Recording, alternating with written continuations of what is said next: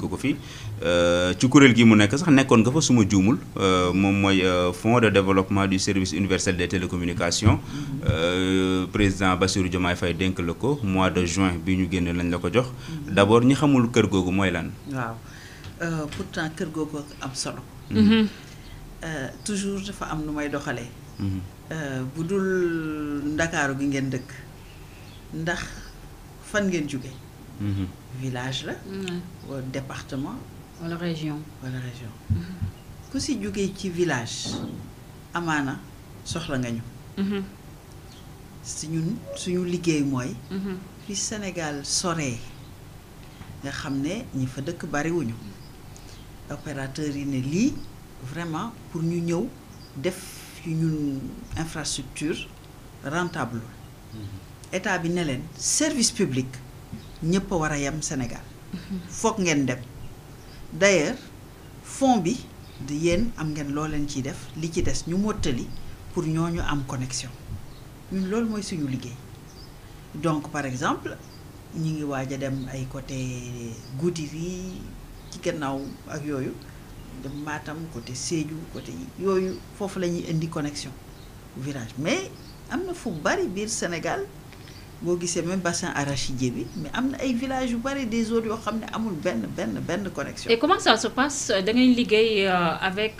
les opérateurs. des opérateurs yu mel ni comme voilà. les trois opérateurs Orange, voilà les trois opérateurs. wala am na ñu ñuy wooyee opérateur d'infrastructure maanaam lii ngeen wane ci seen image yi. dafa am ñoo xam ne ñoom loolu rek la ñuy def kii yi infrastructure pylônes yi ak yooyu. ci benn infrastructure bi ñetti opérateur yëpp. bu dee Sénégal mën a ñëw nekk ci. donc am na modèle yëpp. yu ñuy defee noonu. ce qui fait que tey ci tey ñu créer fonds boobu opérateurs yi ñoom ñoo ci def seen xaalis plus xaalis bi ñuy jëlee feneen. ku mel ne Banque mondiale dina def yenn projets yi ak ñeneen buñ koy sosee loolu dañ ko dugaloon ci ARTP. buñ ko dugalee ci ARTP directeur général moo doon administrateur moo amoon rek li ñuy wooyee CODIR donc lépp lu ñu liggéey foofu ARTP ko liggéey kenn waxul ne fonds bi moo ko liggéey directeur bi mooy dem inauguré c'est vrai def communication ñu boole ci ne lépp lu ministère des télécoms à l'époque wala même présidence sax di def ci activité ñu jël ci fonds yooyu defee ko ñu ne président moo def ñu ne ministre moo def kenn du ko tudd tey ci tey nag ARTP jiitalut ko mi ngi dépendre ci ministère de la communication télécommunication économie numérique maanaam ñoo bokk ministère ce qui fait que mooy suñu tutelle technique koppar yooyu ARTP géreetu ko trésor public moo koy gérer ba léegi suñu coono jeexagul ndax ba mu nekkee ARTP comme ba mu nekkee fii état bi day jël xaalis bi jël li mu ci soxla li ci des mu bàyyi ko fa. demoon nañ ba 95% fonds yooyu dañ ko dugaloon ci plan Takkal ba plan Takkal jeex ñu continuer di ko def tey ci tey demeetul noonu wante ba léegi rek. li ñu war a def pour que connexion bi yegg fu nekk. xaalis bu bari état bi bu amee urgence defe naa ne bokk na ci muy njëkk ne fii xaaral ma ñëw jël si ko fi donc ce qui fait que déficit de communication ak déficit de moyens pour yegg fi ñu war a yegg ñun kon loolu mooy suñu challenge moo tax boo leen ma gëjee gis boo leen ma gëjee dégg ci loolu la ñuy nekk di ci liggéey guddi ak bëccëg auprès des autorités techniques auprès de l'autorité financière ak wuti financement alternatif mais fan la problème bi nekk problème mu xaalis la wala problème mu parce que mënuñu comprendre mu am yenn pourtant am zone yoo xam du sax sori noonu Dakar waaw dañuy am problème ay fu ne ngay yëg pour mën a am connect pour am mën a am réseau bu baax voilà attention problème bi lan la fu réseau bi nekk ba pare ñun duñ fa nekk yéen fu réseau nekkul ngeen di nekk voilà du qualité réseau bi nag du ngeen ko xool nu mu wala loolu ARTP non li ñu mën a def mooy ARTP moo koy xool mooy liggéeyam mais dinañ dem fi nga xam ne par exemple ay 2G la maanaam technologie yu yàgg ya ñu ñëw duñ ci jëm dara non ñu yéeg 4G kooku bokk na ci suñu liggéey mais ci zone yi nekkuñu zone urbaine nekkuñu ci centre ville yi nekkuñu foofu am na leneen lu ñu fay def loo xam ne ci suñu liggéey la ñu koy wooyee inclusion numérique. Mais comment vous vous organisez Madame Blondin pour vous déployer wala sax pour atteindre li nga xam ne moo nekk ces zones yi nga xam ne dañuy am problème de réseau? Par exemple dans 15 jours on a ak li ñuy xaalis bi di tuuti comme ñun dañuy yore dépense su kër di ci korkoral. Oui. suñu joxee buñ ñu joxee tuuti duñu togg ceebu weex ñu togg ceebu suweer. fexe nañu ba fin 2024. li ñu joxoon ñu arrêté projet yu bari ñëw def ci 10 sites. 20 sites sax la ñu bëggoon yegg wante concours marché yi procédure marché yi moo ñu dab ñu daw ba forclos li ci des ñu yóbbu ko ci 2024. donc ce qui fait que am nañ yoo xam ne dañuy dem inaugurer ko yegg d'ici 15 jours. C'est pas très compliqué affaire xaalis rek la. problème xaalis la voilà moo tax ma ne quelque part li ñu liggéey yàq-yàq yi daf ñuy impacté parce que tey jii bu mbënd mi yegsee. tey jii bu problème mu santé yegsee tey jii bon arbitrage au niveau de l'État dafay am te voilà ñun ñu nañu dans 2 mois dans 3 mois dans 1 an dans 2 ans mais bi deal bi ñëwee. ak master plan surtout bi nga xam ne ay projet la yoo xam ne identifié nañ leen wax nañ ci bu baax ñun suñu rôle te defe naa ne suupa dinañu gën a. lan mooy seen rôle si New Deal bi. mooy li may wax rek. c'est-à-dire que buñ ne dañuy digitaliser par exemple ñu ne administration bi ku soxla extrait de naissance kii extrait de naissance et cetera da ngay dem kër goo xam ne ca village ba dañuy dem mën a télécharger wala ku am sa portable mën a def ay requête demande ñu remplir ay formulaire nga bind. Photocopier yónneewaat ñu jox le numéro et cetera loolu dafa laaj connexion.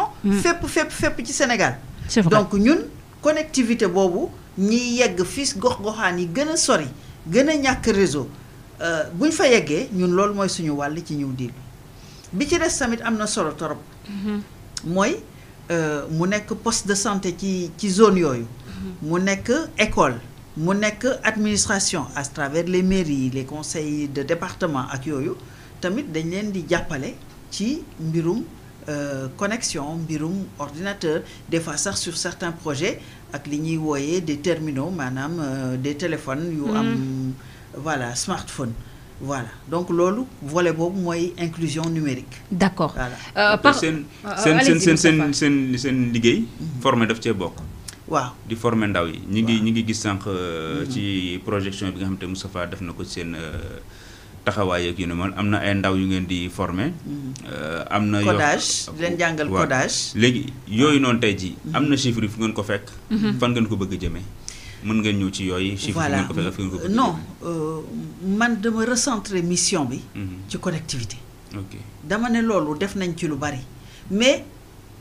liggéey bi yaatu na yaatu boo xam ne liñ ciy indi pepp la te du feeñ ñun mën nañu def ay images ak yooyu mais par rapport ak envergure bi il faut que ministère de l'éducation nationale jël ko vraiment en charge mu bokk ci curricula bi loolu mooy li ñuy yóbbu ci beneen àddina foog mu bokk ci njàng mi tey jii noonu la dootuñu def ay plein ak ay déliés ay 0 ak 1 la ñuy tabaxee àddina bi donc loolu foog mu bokk ci ni ñuy formater xale yi yóbbu leen ci codage bi ba yóbbu leen sax ci science donc loolu la mais man li ma gën a jàpp tey ji mooy nañu indi connexion fépp ci Sénégal ci qualité boo xam ne c'est acceptable et en prix abordable man loolu mooy sama mission principale à partir de là nag ñu boole ci xale yi ñuy kii ay programme handicap ay centre handicap yu ñuy dooleel ay UVS liggéey nañoo ak ñoom en fait tuddatul UVS léegi Cheikh Hamidou Kane la tudd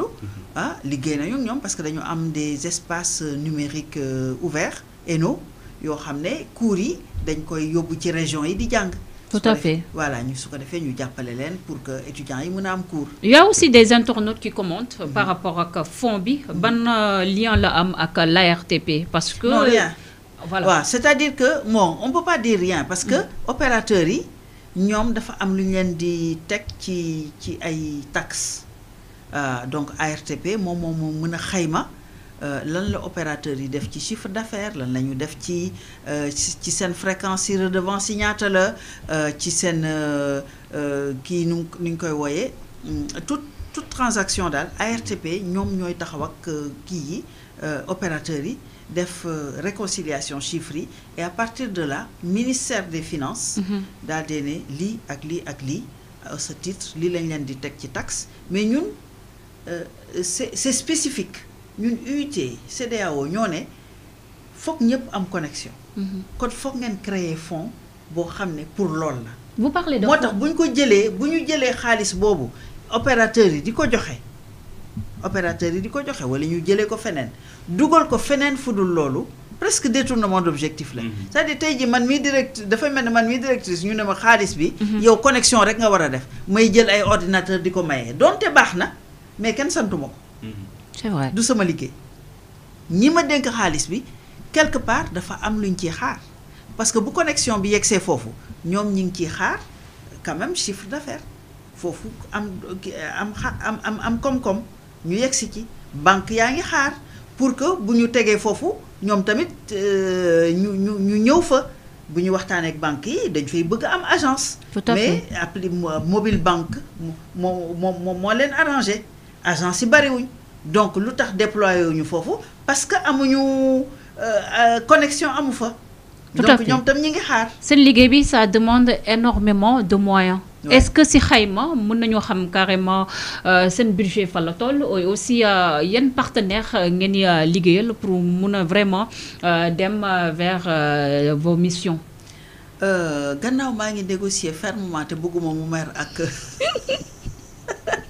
ak ministère des finances xam na li ci nekk mais honnêtement on peut parler d'argent aussi waaw def nañu liggéey bu yaatu yàlla def na ki nekk tey ji ministre des finances temps bu mu nekkee ci fonction yu njëkk ya xamoon na bu baax a baax lan la ñu war a def yàlla def na fa ñu toogoon di ko waxtaanee genn wàll ga week-end pack bi ñu doon dem amuñu connexion dañ doon télécharger parce que bu ñu yeggee amuñu connexion donc on va dire que le travail de sensibilisation am na voilà donc léegi moom xam na bu chiffre d'affaires u télécom yi déclaré woo ñu ne 0,75% hors du chiffre d'affaires hors interconnexion ñaata la ñu war ñu ko teg ñu war ñu ko jéggal léegi nag moom dafa am ku nekk ci kawam bu ko nee mbënd maa ngi bu ko nee xaw ma lan loolu rek lay ci noonu rek lay doxee mais on va dire que bu ñu joxee li ñuy xaar yëpp et surtout ak li ñuy seetu ci banque mondiale ak trajectoire bi ñu def ñun am nañu yaakaar ne que li ñu dese ci localité d'ici 2029 dinañ couvrir Sénégal. Madame Blondin yaa ngi raayal wax ji de mais su ma déggee j'ai comme l'impression que yéen amu leen suffisamment de moyens. on n'a pas suffisamment de moyens. mais loolu ça pose problème opérateurs yi nag xanaa non opérateurs yi ñu ngi joxe ba mu mat sëkk. ils n'ont pas le choix. oui trésor public la nekk. trésor public ñëw ne léegi lii la ñu jox FD Sud foofu la wax ji nekk. donc tey jii loolu la ñuy waxtaan. ak ministère te def nañ ci réunion bu yaatu def nañ ci kii ba def groupe de travail ba wax dëgg yàlla xam nañ ne que ñoo nekk ci yoon. xam nañ ne que bu ñu bëggee yóbbu Sénégal ci digitalisation. yoon bi bokk na ci nañu fexe ba ñun ñu dooleel ñu. loolu signal aussi ñooñu ñi ki xam naa daf leen bëgg a jàppale seen liggéey rek monsieur Badji Bassène ñu koy ziar nee na Casamance aussi bëri na si ay îles yoo xam ne amuñ réseau yu mel ni comme Diogué ñu mul lan ma wax loolu aussi qu'est-ce qui justifie cela. loolu rek c'est le retard rek gis nga yaa ngi gis 1550 localités yoo xam ne war nañ ko couvrir loolu lu bari la. Ce qui fait que retard rek la wax dëgg yàlla Sénégal quand même boo génnee sax FD Sud. Le numérique comme ni koy tubaab di waxee du lard et du cochon c'est-à-dire que dañuy wax mbirum numérique digital et cetera mais structuration pour ñu yóbbu ko fi ñu war a nekk des na. Sauf si on parle de digitalisation au Sénégal, de numérique comparé aux autres pays d'Afrique, yu mel ni comme Afrique du Sud, yu mel ni comme Ghana ou bien même la Côte d'Ivoire. Non. Fan la Sénégal situé wu. Non, ñun pays anglophone yi. Oui. Avance bi ñu am moom. Lan moo justifié loolu. Ah mais volonté politique, investissement. Am na dëkk yoo xam ne toujours dañ leen di citer mais jaar na citer comme Rwanda. Dafa ne réseau bi man état maa ko yore. Et yàgg na il y a 10 ans man maay def le haut débit partout. Ku ñëw man ngay fay. bàyyiwu ko opérateur. bàyyiwu ko opérateur yi. ba pare def benn agence de régulation boo xam ne c'est tellement strict bien suivi ak mécanisme mais fii da ngay war a fay licence sans donc loolu mais ndox mënuñoo yegg foofu yéen comme yéen ngi au pouvoir léegi. non mais parce que par exemple bu ñu nee par accointance politique yi rek moo déstructuré liggéey bi ak tamit ministère boo xoolee bu baax bokk na ci ministère bi ëpp turnover diggante Wade ak Macky Sall. Et il y a eu beaucoup de profils, rappelle-toi, ñan lañ fi def ay ministre de qui après nga dem sport, après qui environnement, après xawma lan donc même pas des gens yoo xam ne bëgg nañu secteur bi. Asamala ak xam secteur bi. Des fois sax tu n'es pas forcé d'être ingénieur, tu n'as pas besoin d'être médecin pour être ministre de la santé. Mais di nga xam quand même un peu di nga am amour santé publique. Comprendre pyramide sanitaire yooyu fii tamit dafa laajoon ñoo xam ne dañu bokk ci écosystème bi comme ça bu ñu ñëwee ñu yóbbu ko. Bon là on a un ingénieur qui est et surtout on a le. Il est spécialisé en quoi? Il est ingénieur bien sûr. Il est ministre aujourd'hui. Bon c'est pas sa spécialité qui compte. ñoo bokk ministre. Aliou Sall. ñoo bokk ministre yéen a nekk ci audiovisuel ñun ñu nekk ci parce que communication télécommunication seen ministre boobu moom bul wax dara suñu ministre parce que bu dul ñun télécommunication te ñoo bokk secteur non parce que ñun ñoo bokk secteur c'est un ingénieur télécom peut-être audiovisuel c'est différent mais côté télécom mais yaa ngi expliqué lu am solo ak Rwanda dëkk yooyu New Deal bi ndax mën nañu yóbbee ñu am yenn jéego am solo yu ñu bon très facilement à condition qu'on investisse parce que wax dëgg yàlla télécom mais télécom di nga gis investisseur xam nga dafa am domaine yoo xam ne dafa metti mais bii dafa am rentabilité dafa am ay modèle économique day génn xoole boobu banque yi loolu la ñuy wax pour ñu ñëw indi agence fii bu fa connexion amul mënuñu fa dem. Mais est-ce que c'est loolu di ngay rapproché wu ku mel ni comme le président Bassirou Diomaye Faye ou bien ou le premier ministre Ousmane Sonko pour vraiment expliquer. En tout cas le président Bassirou Diomaye Faye. Oui. C'est quelqu'un boo xam ne numérique moom il a la passion. Oui. Ah il est d'un autre ministère beneen métier. Mais il a la passion. te non seulement côté infrastructure gis nañ ko Chine mu ànd ak ministre. ñu taxaw wax on va voir xam ne boobu ñu ngi construire New Deal bi ba mu demee dans le Moyen-Orient am na des financements yu mu fa discuter ak ñoom pour le financement du New Deal dem na tam ci modèle yi Silicon Valley donc beaucoup d'actions mené nañ ko pour ñu mën a dem ci New Deal boo xam ne c'est apaisé bon maintenant comme on dit le coup de massue mooy li ñu doon wax ci début bi daal et caisse vide. Ah, c'est Covid et poche vide quoi. Madame Blondin fu mu toll nii ñi ngi wax wàllum intelligence artificielle. wàllum intelligence artificielle boobu Sénégal fan la ci toll en fait parce que fu mu toll nii moom on parle souvent de débat politique. mais jàpp naa ne monde bi fu mu toll nii raw na loolu ñu ngi ci IA. et j'ai comme l'impression que Sénégalais yi sax maîtriser wuñ ko. Non concrètement. oui fuñ ko naka lañ ko utiliser de manière institutionnelle.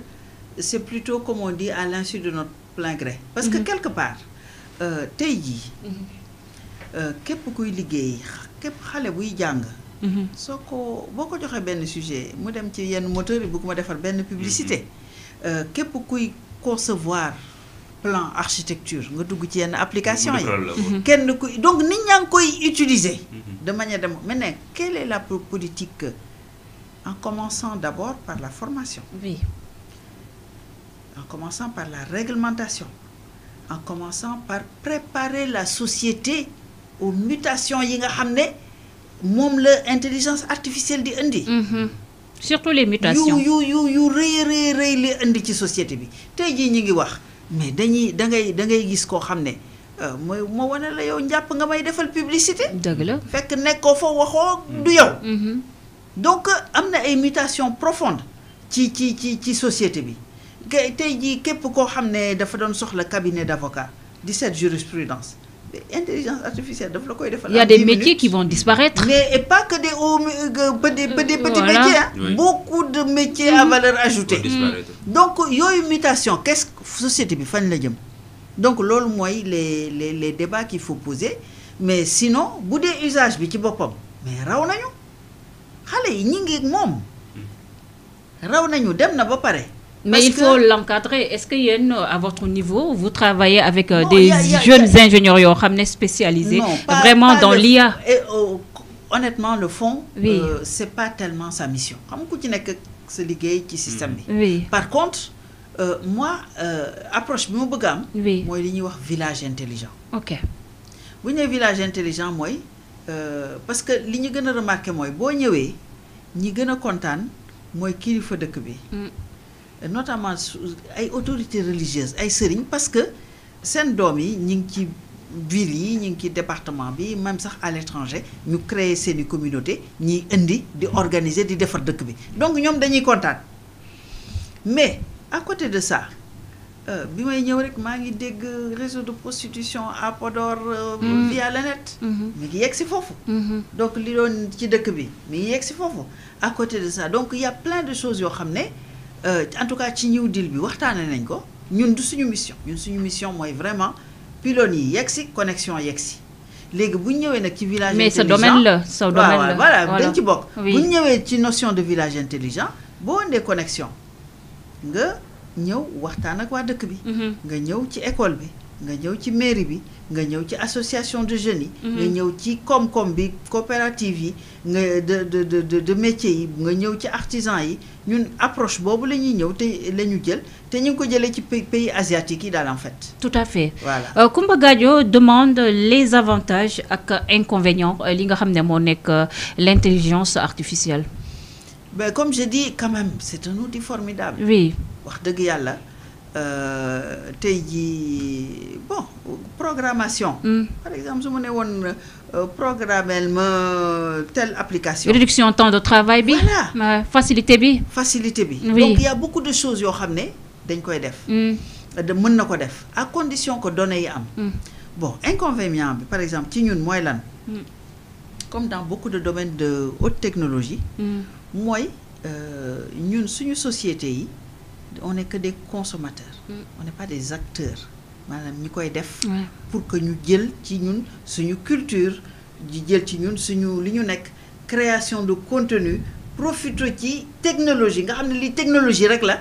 mais ñun lii technologie bi di indi ci valeur ajoutée ñu profiter ci pour suñu société jëm gannaaw dañuy nekk consommateur d'autres cultures d'autres coutumes d'autres trucs et accessoirement d'usage yoo xam ne amal nañu njëriñ. Qu'est-ce qu'il faut réformer le système éducatif vraiment ñaax suñu ay étudiants ak suñu élèves vers ces métiers de l'avenir. Il faut c'est-à-dire même kuy def littéraire war na am un bon bagage de technologie numérique parce que da koy soxla asamalaak ñi nga xam ne nag ñoom dañu bugg vraiment ñu bokk ci ñi nekk ay ñu defar tabax logiciel daal concepteur de programme ak yu demee noonu yëpp vraiment loolu Sénégal war na ci gën a xiir xale yi ñu jàng ci loolu daal mais am na beneen question tamit boo xam ne peut-être du sa domaine bi ngeen di war a yëngatu mais comme ci mbirum technologie la ba tey ak connexion seeraay bi lu ko waral loolu ñu bëri dañ koy jàmbat. Bon loolu domaine ARTP la ñun honnêtement ñun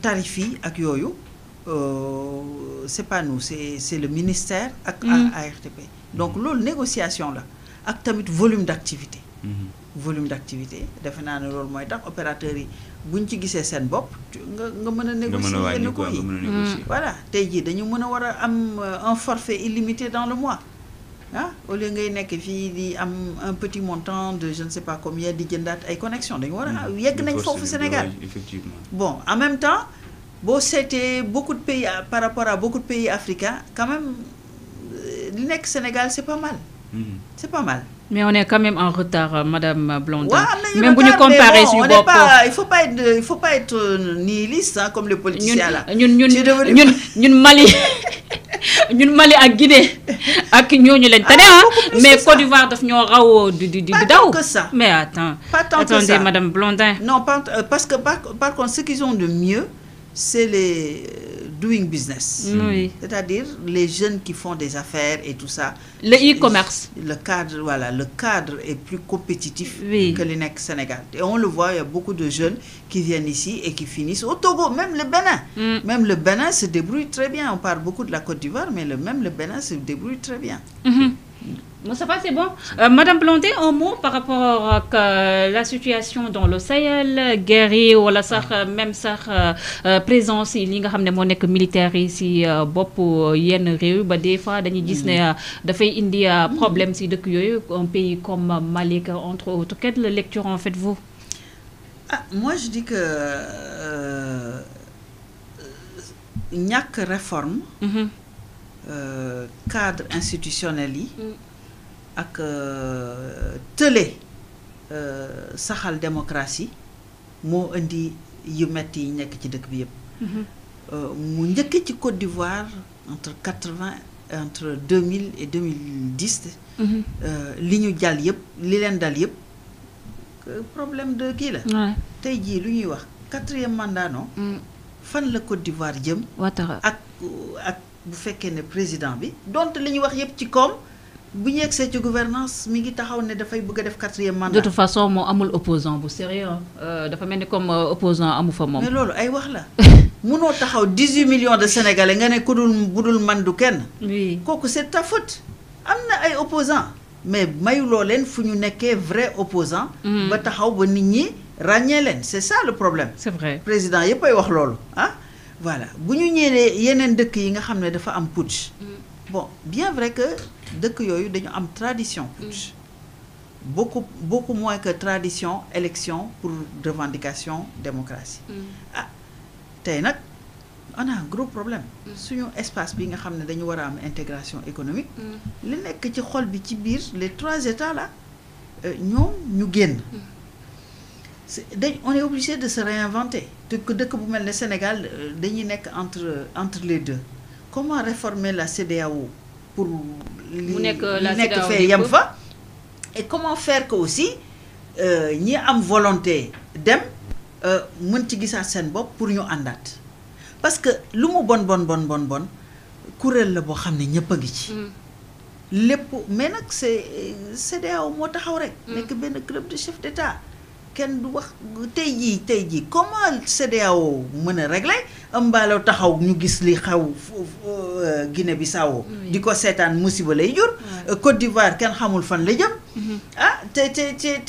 te ba ñu ñëwee nekk dañuy limiter mandat yi 2 pays ñoo taxaw ne kenn du ko fi limiter Sénégal defe naa ak Togo CEDEAO reculé donc il faut que CEDEAO ñëw tey ji xam ne que li indi putsch yi ba indi séparation yi ba indi cassure économique bi ci CEDEAO la jóge voilà responsabilité bu loolu bu weesoo loolu nag les militaires au pouvoir pour moi c'est le pire des scénarios c'est le pire des ñoom ñëpp ils vont rester au pouvoir avec ces lots de conséquences ils vont rester au pouvoir donc le voilà, Sénégal ñi ngi dégg ay journalistes ñi ngi dégg des privations ñi ngi dégg bon donc du côté des libertés ñi ngi serrer quand même beaucoup la ceinture bon fan la jëm comme modèle contre coup d'État foofu la jëm merci Madame Blondin mais il y a un internaute qui insiste vraiment par rapport à la question dafa mel ne Biram Diop ñor na ko parler du déploiement de la fibre optique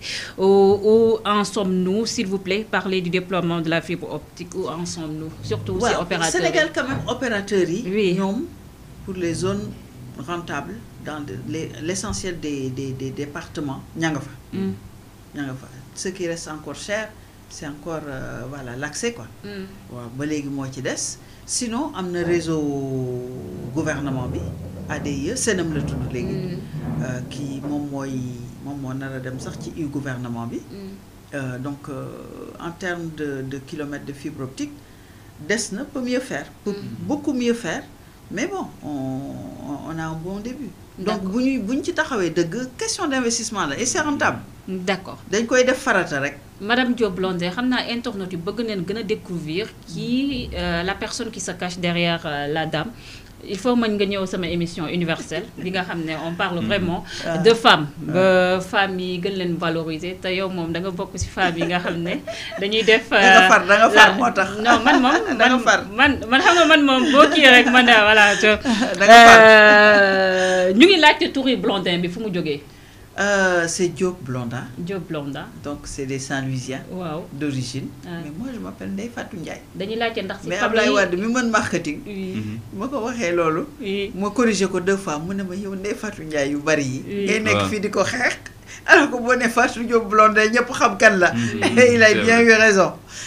dañu bëgg a xam ndax c'est la même chose famille Diop Blondin. Oui bien sûr oui bien sûr. Voilà. Omar Blondin. Omar Blondin. Voilà, c'était l'aîné de la famille. Oui. Ok, Omar Blondin. Voilà. C'est l'aîné de la famille. Loolu yëpp dañ koy denc après madame Ndeye Fatou Ndiaye Blondin. Il y a Diallo Diop aussi que vous connaissez. Doyen Diallo Diop. Nekk Pastef léegi nekkoon RND. Voilà. Doyen Diallo Diop. Tout à fait. De toute façon ñooñu yëpp dina leen kii ñi ñi xam seen histoire, seen parcours. Di nga ñëw émission universelle. Vous avez beaucoup de choses à dire, surtout par rapport ak les femmes ñu gën a toog affranchir aussi société bi. On a beaucoup de choses à dire. Et c'est toujours un plaisir partager ak yow jotaay bi ak sañ bu nice bi. Vous êtes magnifique, machallah. Voilà, non dama defaru pour yow. Merci beaucoup. Merci. Madame Ndeye Fatou Ndiaye Blondin tey yaa nekkoon suñu invité si émission Il est midi bi nga xam ne tey moom dañoo ñëw rek juste. Il est 13h lañu def marqué li nga xam ne moo nekk férié bi. Ça a été un plaisir. Je rappelle que yow yaa jiite le Fonds de développement du service universel des télécommunications FDSUT. Ça a été un plaisir partagé. Parce que ñu ngi may di muy waa Avenir Sénégal bi ñu bëgg avec docteur Cheikh Tidiane. Non Avenir Sénégal bu ñu moom amatul moom sey ngeen ci biir Pastef. ñu ngi fi pourtant de. non yéen nekkatu leen dañ fi dégg congrès. oui sey ngeen ci Pastef. d'accord leen rek yow sax. yow daf ci bokk moo tax non dama bëgg a dem Pastef. mucc ma cee bokk. Voilà di nuyu ñëpp di nuyu waa Mbour bu baax a baax. Oui. Merci beaucoup. Merci beaucoup, Madame Ndeye Fatou Ndiaye Blondin. Ça a été un plaisir de vous recevoir. Moustapha Mbaye, merci beaucoup. Merci aussi d'avoir invité Madame Ndeye Fatou Ndiaye Blondin. Merci. Tey yaa ko invité. Voilà. Tey c'est mon acolyte. Ouais, tey c'est ton acolyte et débat bi les internautes ont apprécié riche na. Génn nañ un tout petit peu ci débat politique yi, débat de personnes yi. C'était plutôt technique. Voilà, di nga jaar yow moom universel. Journaliste bu mag bi. Merci Ndiap. À mercredi. À mercredi Inch'Allah. Oui. Voilà, demain Abdou Khadre. Khadre. Demain laay ndox parce que bon mercredi mais suba émission man dinaa ñëw suba Inch'Allah. Avec Abdou Khadre Coulibaly. Donc man yow ñoo war a dajee mercredi. Mercredi Inch'Allah. Ak feneen fi ñu war a ànd. D'accord. Merci vraiment à ces internautes qui étaient nombreux à nous suivre aujourd'hui. Ñoom aimé cette production, ça a été un plaisir. Malik Meng, ma sœur Sira Sonko, ça a été un plaisir de te voir. Biram Diop aussi. Bouba, la même chose. Malik Meng. Koumba Gadio, c'est toujours un plaisir de vous lire. Dire jaajëfal bu baax ñoom Kanto Bekay, coucou 2317 aussi ñu leen di ziar di leen jaajëfal bu baax. Sadibou Ndiaye ziar neen leen bu baax a baax jox leen seen wàccuwaay di ziar bu baax les patriotes aussi ñu leen di ziar Sak Sidibé aussi ziar neen ko bu baax Bassène Badji aussi gis nañ ko tey yëngatu na bu baax si live bi. C'est toujours un plaisir de lire des internautes yu avertis yu intelligents mais Bassène bul xuloo ak Koumba Gadio moom c'est ma sœur. Voilà nekk leen si jàmm rek yéen ñëpp ñi nga xam ne yéenay la communauté de T3B ñoom Farah Diop. C'est toujours un plaisir ak ñi nga xam ne sax ñu ngi ñuy suivre te duñu commenter les sous-marins ñu jël rek nuyoo bi Moussa Moustapha teg ko si loxo kii di grand Samy. Ça a été un plaisir de vous servir fii ci T3B. Merci aussi à la réalisation de cette émission comme ñu ngi koy defee à chaque fois. C'est l'affaire de Mohamed et de Moustapha. Un grand remerciement à vous tous. On se donne rendez-vous demain. Retrouvez l'émission Il est midi. Vous serez avec Abdoukhadr Koulibaly et Moustapha Mbaye. Et quant à moi, je serai avec Cheikh Ousmane Touré, sama doomu bàjjan bi. C'est le rendez-vous du mardi bi. Ça sera à partir de 20h. D'ici là, prenez soin de vous et restez en compagnie des programmes de T3B. Télé bu baax bi jaa ngeen jëf. Merci.